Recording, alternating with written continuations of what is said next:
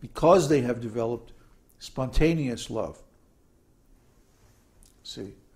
It doesn't say here that if you follow the path of regulated devotional service that you can attain Vaikunthas or the spiritual world. It says if you follow the path of spontaneous devotional service. This is the verdict of Vedānta-sūtra also. Vedānta-sūtra draws a distinction between regulated and spontaneous devotional service, and it clearly states that the spontaneous devotees are higher. They are the ones who attain the spiritual world. The others are still in the stage of practice. In the 10th canto, 87th chapter, verse 23 of Śrīmad-Bhāgavatam, the Vedas personified address the Lord in this way.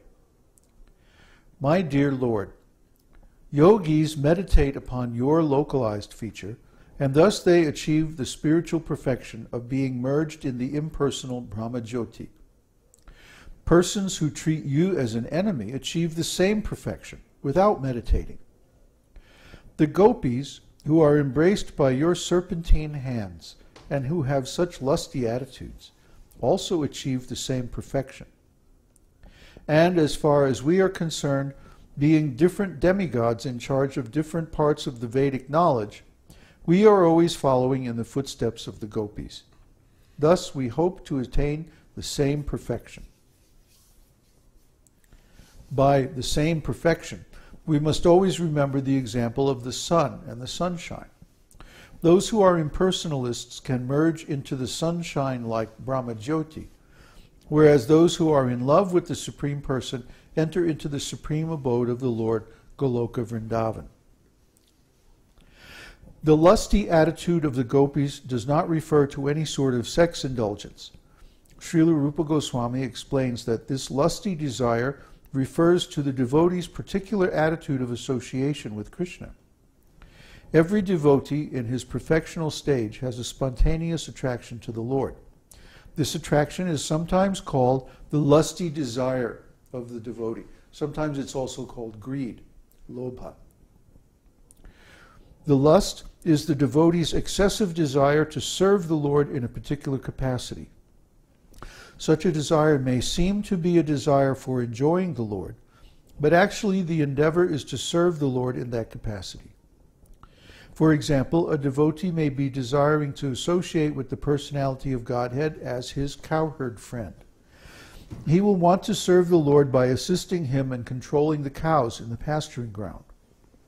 This may appear to be a desire to enjoy the company of the Lord, but actually it is spontaneous love, serving him by assisting in managing the transcendental cows.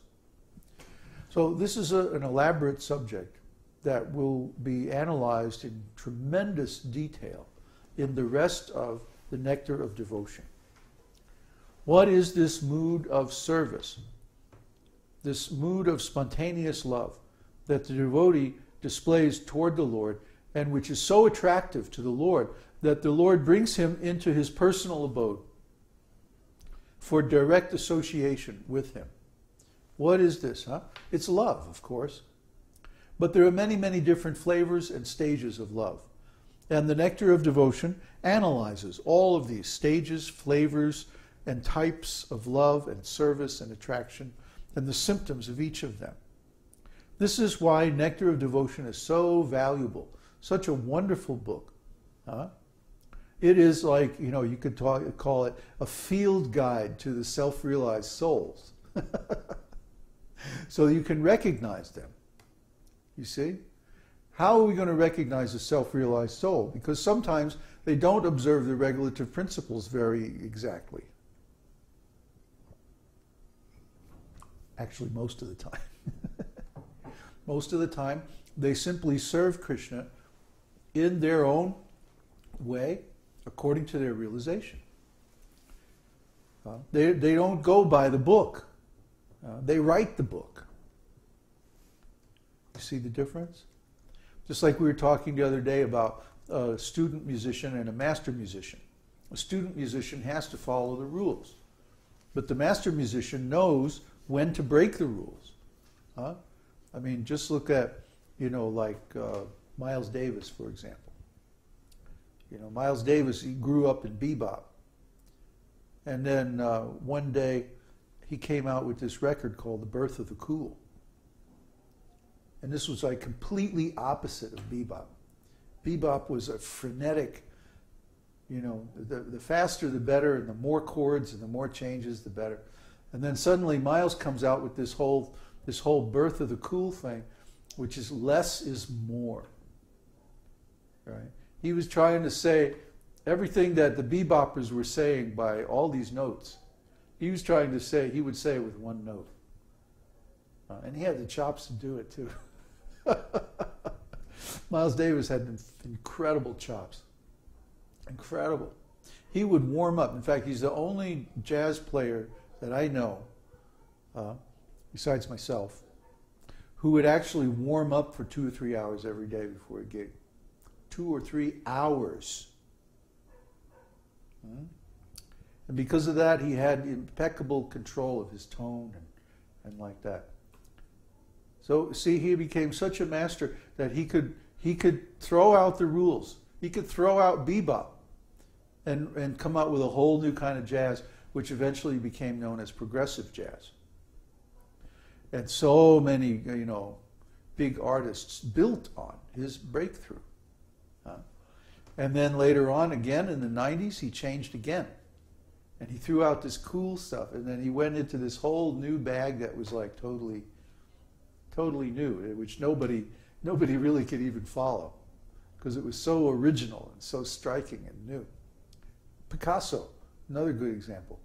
In the beginning, Picasso was kind of a regular art school type painter. And then all of a sudden he came up with this cubism, In cubism, you're seeing the same person, like a face, from 2 different directions at the same time. It's really cool. It's like he's put an element of time into a painting. You look at something from this side, then you go over here and you look at it from that side, and those 2 views are separated in time. But he collapsed them into one view.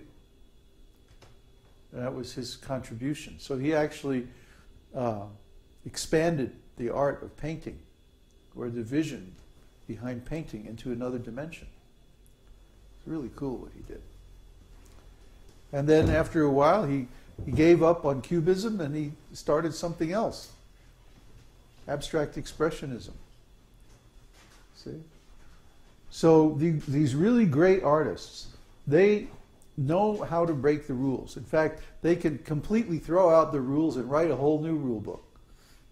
So the devotees who are really great, who are self-realized, they do the same thing or something very similar. They have a unique, direct, personal relationship with the Lord. So they don't need to look in the book and say, okay, well, rule number 37, part A, they don't need that. They follow their realization because they're directly in touch with the Lord. See? It's a whole different thing. It's not that I'm looking outside myself to see how I should be a devotee.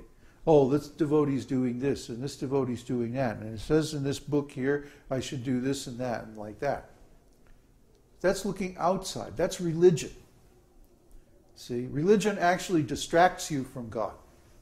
Because religion says you have to look out through the senses and measure yourself according to other people. But a self-realized soul becomes a law unto himself because he has contacted the Lord within directly. So it's not that he's the law, but his service to the Lord is driving him to act in a certain way. So he's not subject to all these external rules and regulations. So he has transcended them.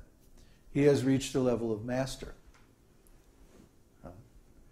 He creates rules and regulations. You can go through the Śrīmad-Bhāgavatam or through Bhagavad-gītā, and you can find so many religious principles.